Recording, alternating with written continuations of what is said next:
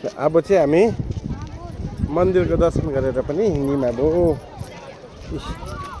एकछिन छ यहाँनिर अब उनीहरूको सुत्ने बेला भयो कि अब चाहिँ ऊहरू सुरु हुन्छ नि त यिनीहरूको।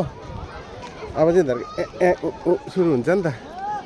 अन्त त्यहाँबाट चाहिँ अब नेक्स्ट टाइम आउनुपर्छ। अब नेक्स्ट टाइम आउँदा चाहिँ सबै कुरा टाइमिङहरू पत्ता गरेर हो मिलाएर नानीहरूको टाइमिङहरू मिलाएर अनि त्यहाँबाट चाहिँ अर्को पालि आउँदा चाहिँ आउने हो। ज्यादा टाढो छैन, यहाँबाट कति 6 किलोमिटर जति रहेछ, छेउमै छ।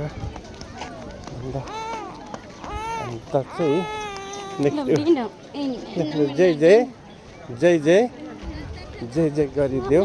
गर्दैन पिटी पिटी हिँड्दैछ, पिटी पिटी हिँड्दैछ।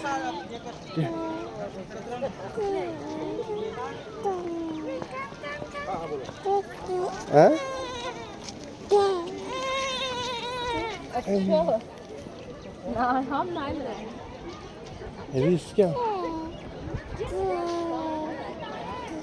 रिस देखाउँदैछ।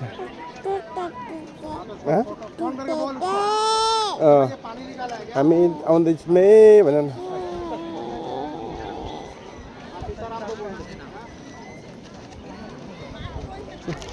हिँड्दैन नानु, पुरा धुलो भयो। उठा उठा नाना,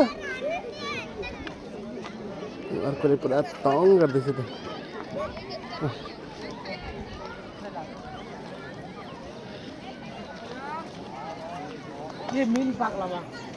एरिया चाहिँ पुरा राम्रो रहेछ एकदम। यस्तो पहाडै पहाड भएको जग्गा छ।